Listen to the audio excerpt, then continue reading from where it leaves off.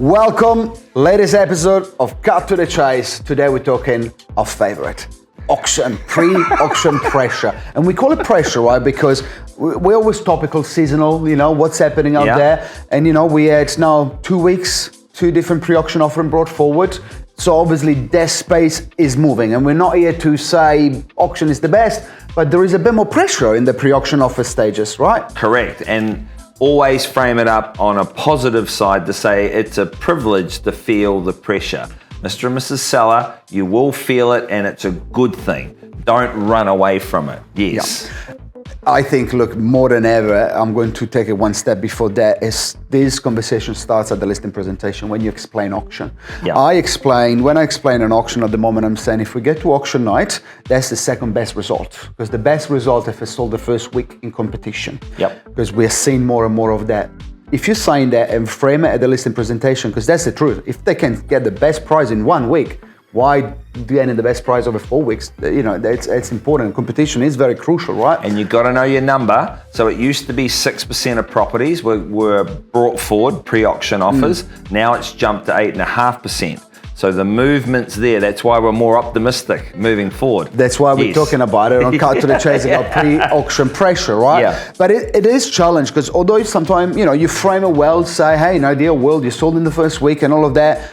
Then, beautiful vendors, first time on the market in 20 years, they get an offer in the first week and, become, you're a human, and all of a sudden it's like, you're prudent, right? So you were excited and now you're like, what if we undersell it? What if we give it away? Because there was still another 5 people that came on the weekend and somebody was driving yesterday and they stopped for 10 minutes in front of a signboard. And I think that buyer's skin because the neighbor wants to buy it, right? The neighbor wants to buy it at 1.2. Exactly, all of that. So you got to balance, right? It's an art because time is of an essence at that period. Yeah.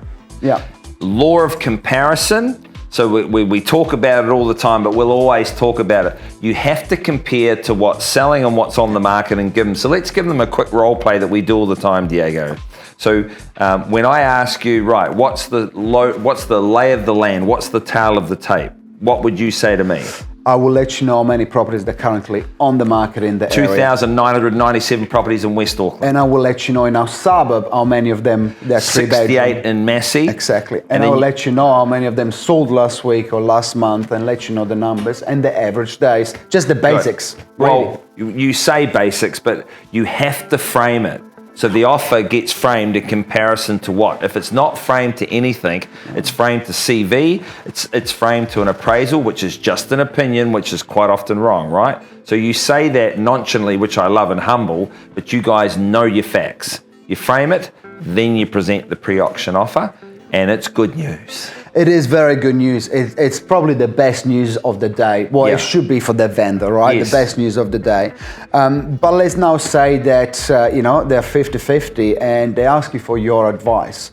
Here's the crucial and it's so, because you've got their trust when they ask you that, right? You got your trust, What do you think we should do? Yeah. And here's what I do, Davis, because reputation is everything for me. I give them the what ifs. I say, this is best case scenario, you sell, you're done. And if you don't, we could get an extra 10 grand in a week. We could get less 10 grand in a week. So we don't know where it is, but leave it with them and give them the best case and worst case scenario, what might happen. And that's all you can do. I think that's the only advice you can give. If you give them advice, you should take it or should not take it. I don't think you've overstepped. You just, What does it mean for you in your life to accept this offer today? Is it the money or is it the move? And they always say both, yes. But what does it mean to you to be able to wake up tomorrow and that cloud of uncertainty has disappeared? You always say the line, I've picked it up from you, and it's the truth, you'll never have to take less than this. Because a lot of people instinctively, we have a risk aversion more so than the inverse. So there's $1 million on the table, you can move on with your life. In 2 days' time, we might get you more, and that will be social proof. To the best of our knowledge, we've got 2-3 other possibilities that are saying they want to come. To the best of our knowledge, no one has told us a number north of $1 million. To the best of our knowledge, the facts that we shared with you at the front, nothing in the last 2 weeks has sold for $1 million. But the decision's yours. And we've also learned a lot, haven't we? Quite often, they don't have to make a decision in the moment. because we're all like possums, make a decision, and a big decision. And what do? You pull back versus no, have the time, sleep on it, let us know tomorrow. Especially as an agent, if you think it's a good one, then let them sleep on it.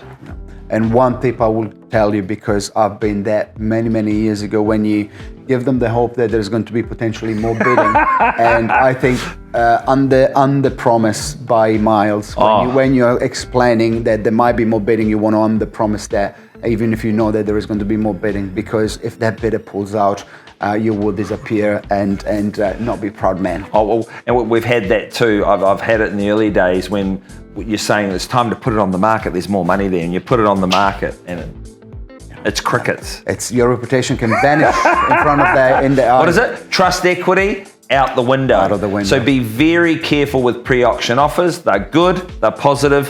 Frame them with comparisons, the move or the money, and there's always an option to get more, and you'll never have to take less than what's on the table today. And we've all got stories, haven't we? We've got stories where we can say, hey, good people turned down money before and they got less on auction day, and other good sellers turned it down and they got more on the day. Yeah. Our crystal balls, have you got one? No, I still lost it. No, I do too. Thanks for watching. Cut to the chase. We'll see you next week.